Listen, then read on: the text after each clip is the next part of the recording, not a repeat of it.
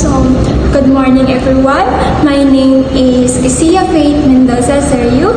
In this video, we will be using financial ratio analysis model. So, the financial ratio analysis model is a diagnostic tools used to evaluate business financial health by analyzing the relationship among its financial statement items. So, in this model, we will be going to solve the profitability ratios, solvency ratios, liquidity, and efficiency ratios. So, we will be using the same examples of such newer corporations wherein we had bill, income statement, balance sheet, and cash flow. So what I have done in this particular sheet is above, since we have already calculated income statement and we have balance sheet for this particular company. We have to calculate various financial indicators which I have grouped into various categories. I have 5 valuation ratios, then profitability ratios, growth rates are their liquidity ratios, operating efficiency ratios, leverage ratios, and then we have coverage ratios. So we need to calculate all these indicators to analyze the business of this particular company. For these parameters, so it's better to always to have these financial indicators just below the income statement and balance sheet, where we have calculated those because in that particular case, it is easy to give the cell reference. So we'll begin with calculating the valuation ratios. For the first, we have the TPS, that is the earning per share for the year 2015. So earning per share is calculated by the net income divided by the average number of shares outstanding. So in B minus 66, we have equal to, either you directly write, that is you can use B20. If you remember where their sales net income is there, so divided by B62 and enter, so it will give you value of this earning per share. So if you look at this particular value, B20 and B62, you have this every number of shares, and B20 it has net egg. So we'll be using these particular references only. So next, we need to calculating dividend per share. So dividend per share is calculated by dividend divided by average numbers of shares outstanding. So we will be using the cell reference. So dividend, it is given in cell B22. So dividend by average number of shares, so which is B62, and now we need to calculate the P divided by A ratio, and ratio is given by stock prices dividend by PS, so it's B60 divided by B61. We have calculated earning per share. So enter, now we need to calculate the PV ratio. So PV ratio will be calculated by stock price dividend by total shareholders equity. Shareholder multiplied by average numbers of shares. So to do this, we have equal to, again, then stock prices, we have B61 divided it by total shareholder equity, then multiplied by average number of shares, and enter. Next, we need to calculate dividend payout ratio. So dividend payout ratio is calculated by dividend divided by the net income. So it's equal to dividend is given in cells B22, and then we have net income B20 and enter. So dividend payout ratio is 18%. So for all the other years to calculate valuation ratios, we'll drag this all the formulas and it will be calculated directly.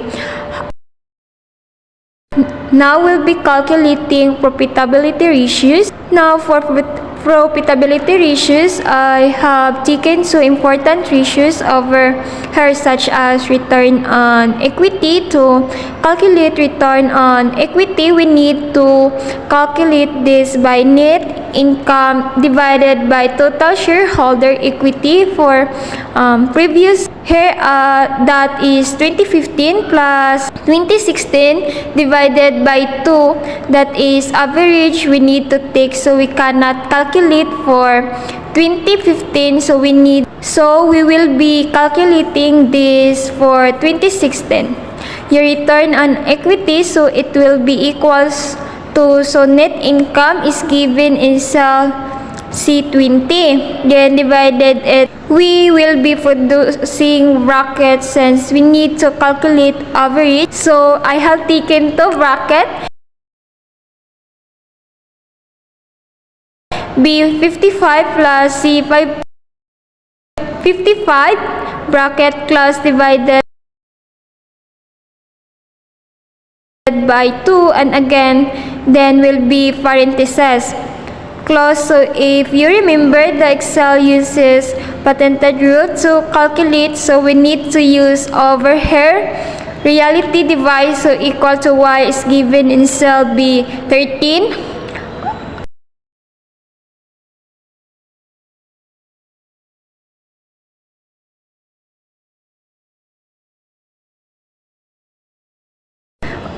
B13 divided by cells, which is your B6 plus enter.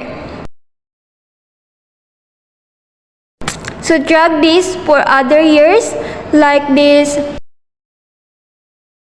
Now to calculate different growth rate, we have first is the earning per shares growth rate rule. Since it is growth rate we are talking about, we require previous year data as we will, so we cannot calculate for the year 2015. We need to calculate for year 2060. So for this one is earning per share growth rate. So earning per share divided by earning per shares of the previous. Here we will be using -1 for this. Now, so carefully we will be doing this, so equal to have C6 minus 6. We have already calculated the earning per share divided by, we have for the previous here B66 minus 1. And enter now to calculate dividend growth rates again, since we have calculated this dividend for this company, so equal to C minus previous year, that is your B, and minus 1, and now we need to calculate sales growth rate equals, so we have sales in C6 and dividend divided by B6 and minus 1. In turn, now we need to calculate the EBIT growth rate, so again equal to B. 13 divided by B13 minus 1, and now net income growth rate equal to net income growth rate is given in C20 divided by B20 minus 1, and similarly we can calculate for the other years by dragging, so we will get the growth rate for all the other years now. Let us calculate the liquidity ratios. Liquidity ratios, two important ratios haven't taken current ratios and quick ratios, so we can calculate this for 2016 as well, because we do not require previously a data for this to calculate current ratios. We have equal to B31 current asset, then divided by B46 the total current liabilities, and in turn now to calculate quick ratios equal to bracket, we have B27 then plus B28, that is your account receivable, parenthesis, then close divided by B46 your current liabilities, so your quick ratio is calculated by cash plus account receivables divided by current liabilities. This in this particular income statement. So for the other years, we can drag again and we can get the liquidity ratio. So next is to calculate the operating efficiency ratios. So two important ratios, inventory turnover ratios and receivable turnover ratios, has been taken over here. So to do this, we do not require the previous data. So 2015, we will be calculating equal to inventory turnover ratio is calculated by cost of goods sold divided by your inventory. So equal to cost of goods sold is given in B7 divided by inventory are given in the 29, and turn out to calculate receivable turnover ratios. It is given by sales divided by account receivables. So again, we'll be calculating equal to sales for 2015 is given in B6 divided by account receivables. We need to refer balance sheet for this, so it is given in B28 and enter now for other years. I will drag again and will be get the values. So next, to calculate leverage ratios, the first one is the total debt to total capitalizations. So to calculate this total debt to total capitalizations, we'll be using the formula. So different formulas are there to calculate. So we'll be using which is suitable for our income statement and balance sheet. So equal to bracket, we have short-term debt, which is the B44, then plus long-term debt B48 parentheses plus again bracket B44 plus B48, then again plus, and then we have B55 total shareholder equity, plan and practices clause to enter. So we get total debt, total capitalization. Similarly, we need to calculate long-term debt to total capitalization. So equal to total debt, long-term debt is given in B48. So this dividend by parentheses B total capitalization, capitalization calculated by short-term debt plus long-term debt plus the total shareholder equity, which is B55, and this is close and enter. Now to calculate total debt to equity, total debt equity separated by debt upon equity. So we have equals to, so parentheses, debt is given in B44, which is 3 short-term debt plus long-term debt. We acquired that is B48, then is clause equity, which is the B55, and enter now with this we can again do for the other years. What we can do, we can drag for any other years. The formula will be copied directly. Next, we need to calculate the coverage ratios.